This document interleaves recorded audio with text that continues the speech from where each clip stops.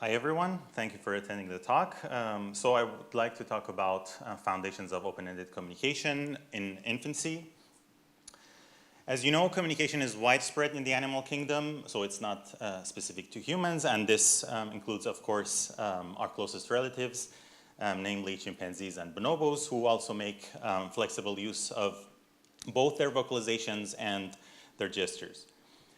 However, I believe that human communication is unique because it is open-ended, and open-ended communication is fundamentally different from flexible use of an existing repertoire.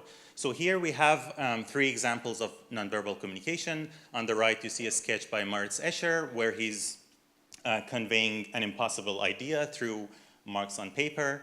On the left, we have the famous scene in the movie Gold Rush by Chaplin, where he spontaneously takes 2 forks and 2 pieces of bread to convey the idea of dancing. And in the middle, we see a woman performing a goal-directed action of hammering a nail, but she's turning it into a communicative demonstration. Examples like these show that human communication is open-ended, and I believe it's open-ended in 2 different senses. On the one hand, we have productive open-endedness, which means that humans can produce an open-ended range of communicative means. And we have also expressive open-endedness, which means that humans can express an open range of contents. And I believe that any general theory of human communication must be capable of addressing these 2 human-specific features. As Eduardo mentioned, the primary or the dominant explanation of how this sophisticated communication works is due to the philosopher Paul Grice. So he suggested that communication involves the expression and attribution of communicative intentions. So according to him, communication is essentially mentalistic at its core. And I call this the intentionalist dogma because sometimes it's simply assumed to be the case without any discussion, as if it is self-evident. So the Gricean idea could be traced back to John Locke's suggestion that when we communicate, we are expressing some mental state. So in this example, we see that the person is observing 2 bats, and this leads to some mental state. And through some process of practical reasoning involving belief desire psychology, this is kind of externalized into this utterance, or that those are bats, or some gesture to the same effect. And the Gricean idea is that the audience, in this case an infant, basically reverse engineers this process. So the infant observes this utterance or gesture, from that infers the mental state, and then from there infers the content. As Eduardo mentioned, this may lead to some developmental puzzle. We know that infants cannot entertain, or we have no evidence that infants can entertain the nested meta-representations that are required in traditional Gricean accounts. So the puzzle is, how do infants understand communication without the requisite meta-representations? But we can ask the question, are these meta-representations in fact justified? I believe that even if human communication involves theory of mind, we still need an action concept that licenses those meta-representational inferences. So take the case of a non-communicative instrumental action. We are capable of using meta-representations because we already have a non-mentalistic concept of instrumental action. For example, we know based on experiments like this that infants take instrumental action to be directed to making some change to the environment, and it is done in an efficient, rational way. And I believe that we need a similar concept of communicative action. What are its goals, and what are its input conditions, and it is based on this non-mentalistic concept of communicative action that we are capable of using meta-representations to augment this communicative system. Another problem with using Grice's formulation is that Grice was not interested in providing a cognitive model of how communication works. Grice provided a conceptual analysis a philosophical analysis of the ordinary concept of communication or meaning. And of course, we can use his model as a model of communicative cognition, but I suggest that this should be done with caution, especially because, as people like the late Dan Dennett have suggested, propositional attitudes like communicative intentions are folk psychological notions that are useful in describing some behavior, but they may not have any cognitive reality. And I believe that this view gains some theoretical support when we look at different formulations within the same Gricean framework. So again, here we have Grice's formulation of how communication works. When we communicate, we have an intention that the audience produce a particular belief, and we also have an intention that the audience recognizes the first intention. So for Grice, when we communicate, we express some intentions. But Armstrong, within the same Gricean framework, has a different formulation. So he suggests that when we communicate, we intend that the audience believe that we, the speaker, have a certain belief. So while for Grice, the main point of communication is the expression of intentions, for Armstrong, it's the expression of beliefs. And one may ask, why should we choose one over another? And I think, in fact, both of these formulations are correct, but they are correct as folk psychological analysis. And I believe that we can come up with infinite such analysis because communicative action gives rise to many kind of inferences that we can make. But whether they correspond to anything in the mind of interlocutors, I think is an open question. Based on these observations and many others that I've discussed in this paper, I believe that I propose representational communication as an alternative to Griceanism, especially for infant communication. I believe that humans and humans alone have an evolutionarily novel concept of representational action. And contrary to instrumental action, the purpose of representational action is to convey content, not to make any change to the environment necessarily. And so human communication involves the production and interpretation of external representations, not of mental representations. What do I mean by external representations?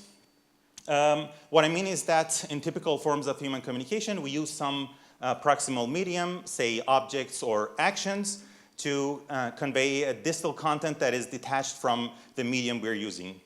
This is evident in linguistic utterances and gestures because in these cases we use some perceivable entities to convey. So we are not just interested in the physical features of the utterance or the gesture, but we are interested in inferring some content based on those. And I believe that this is the case also in most typical cases of communication, nonverbal communication. One case is depictions involving things like animations, marks on paper, demonstrations, and so on. And I believe in these cases, we also make use of representational media to convey some distal content. For example, we use marks on paper to convey some content that is detached from the medium we're using. And so in human communication, the producer manipulates external entities in various ways, and this generates in the audience a content placeholder, typically with a predicate argument structure. And the task of the audience is to extract this representational content based on the presented evidence.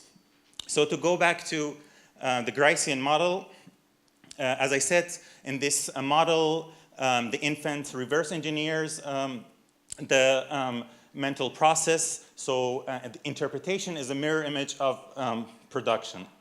But what I'm suggesting here is that infants, but also adults, make a representational shortcut to the content. They don't have to go through all the mentalistic processes. One question remains, how do infants recognize communication, if not through attributing communicative intentions? And I believe they do so through the function of ostension.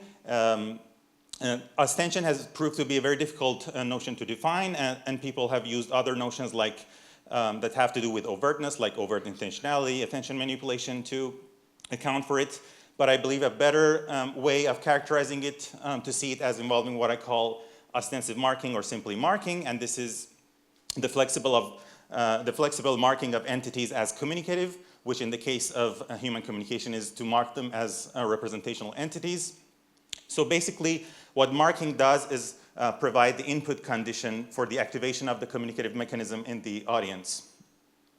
How do we mark entities? I believe in two ways. One is through inference-oriented ostension. So we use some improvised behavior, and the audience must infer that the act is communicative. But I believe that a more developmentally reliable source is through code-based signals like eye contact, child-directed speech, contingency, and so on. So how does this account explain expressive and productive open-endedness? I believe that we are capable of expressive open-endedness because we can manipulate and combine external entities in various ways to convey unlimited messages. And we are capable of productive open-endedness because we can mark entities as communicative or representational, and so we can always establish that some novel entity is communicative. To go back to our initial puzzle, how does representational communication solve the puzzle? So my account, formulation, has a two-tiered structure similar to Grice's. On the one hand, we have the function of representation, which is about manipulating entities as representational media, but we also have the function of ostension, which is about marking entities as external representations. But importantly, this formulation requires only one level of meta-representation, which is a representation of the external representation, which is only sometimes triggered by ostensive markers. And because basic communication in this framework requires only one level of meta-representation, it is more consistent with inference-limited meta-representations. But when I say that our communication is not inherently mentalistic, I do not mean at all that we do not use theory of mind in communication. In fact, I believe that we often use theory of mind to zero in on the representational content. But what I'm emphasizing here is that our communicative system is computationally independent of theory of mind. And so it cannot be reduced to belief desire psychology. And that's it. Thank you.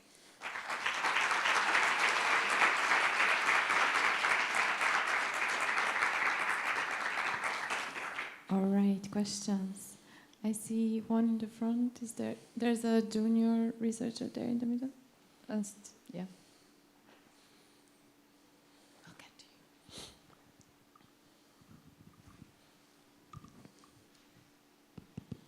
All right, great. Thanks for the talk, really interesting. Maybe correct me if I'm getting anything completely wrong, but I'm wondering, why does your audience, or why does your utterer not need to know that the audience has a placeholder representation? Like, why is it not mentalistic? I mean, I hope that I had explained that. I mean, so people like Ruth Millikan, for example, have argued that, say the point of assertions is to induce a belief in an audience. But because it has this purpose, it doesn't mean that the speaker has to actually think about this purpose. So it's a kind of function that it has. So if I walk, I do not need to really think about all the muscles that I use. It's just how it works. And I think that happens in communication as well. Of course, again, I should emphasize, we do have theory of mind, and we use that when we need it. But that is not what defines our communication. I would say that typical cases of human communication are always representational. Sometimes we use theory of mind, maybe even often we use theory of mind. We cannot help but use theory of mind when we are interacting with social agents. But that is not its definitional feature. So usually in communication, the utterer knows that the audience has this placeholder, but it's not necessary for the utterer to communicate. He or she may or may not know that, but this is how communication works. So it is assumed in communication that when I convey something to you, you have this in your mind. Yeah. All right. Thanks. Hi. Thanks for the great talk. I'm a little bit confused though about, well, your emphasis is on communication works with external representations, and ostensive presentation of external representations mark actions as external representations, so that's basically what's happening, that you inform the other that it's an external representation, and you say there is a shortcut then to interpretation of reality. It doesn't have to be reality, but the content. I mean, Yeah.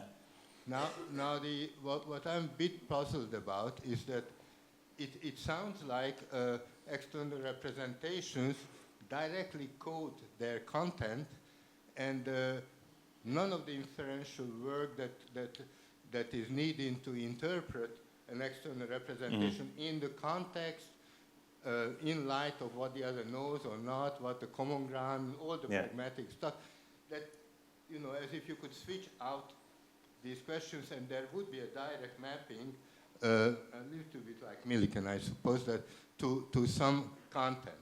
Now, I wonder whether this would work. You could have such a communicative system without mentalizing at all. In a sense, you say yes, even though we often use not necessarily. So, to clarify my position, I think that communication is inferential through and through. So I'm not saying that it's not coded in any sense. The ostension part is sometimes coded, but the part about interpreting the content is inferential through and through. But not every, and I think here's the big jump that Gracians make, that because it's inferential, then it's mentalistic. I don't believe that's the case. We have to infer what this thing is conveying to us. But we have many sources of information to use to zero in on the representation content. And one source is, of course, theory of mind, but that's not the only source. So one example that may clarify it is that when, say, you're in Australia and you see a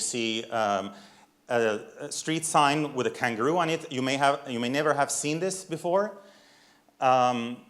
So do you really attribute any intentions there? Whose intention? So in the institution or the guy who just installed it there? So you can infer the meaning. You can infer that it is about kangaroos being there in some sense, based on the context, on the visual features of what you're seeing. But you don't. I don't know how even you could attribute intentions in that case. Yeah. We have another quick question. Hi. A developmental question, in a sense. It seems like in your model, this external representation somehow would be easily achievable or accessible for very young children. But there is some literature showing that sort of the achievement of symbolic representations, or the achievement even of what, you know, I'm reminded of Judy DeLoach's work on dual representations as being something that takes a couple of years or even more for young children to achieve. You know, there's evidence of even infants sort of, you know, trying to touch pictures of objects because they believe that that's the actual object, and they don't understand that as an external representation of an object. You know, it's you know, Magritte's famous pipe. And so, yeah, so how is that compatible in a sense? So first, my colleague Barbara Venku has done the experiments showing that it emerges much earlier than DeLoach had in mind. But also, I think that's, for me, I have a more minimal understanding of this external representation. Just the fact that your cognitive system knows as a part of its core knowledge that there are certain entities, and they have to be interpreted in a specific way. So words and gestures are interpreted in a different way from, say, opening the door. It's enough that you know, your cognitive system knows how to treat those things, but that kind of meta-linguistic or meta-symbolic understanding may emerge much later. Okay, our time is up. Let's thank Nima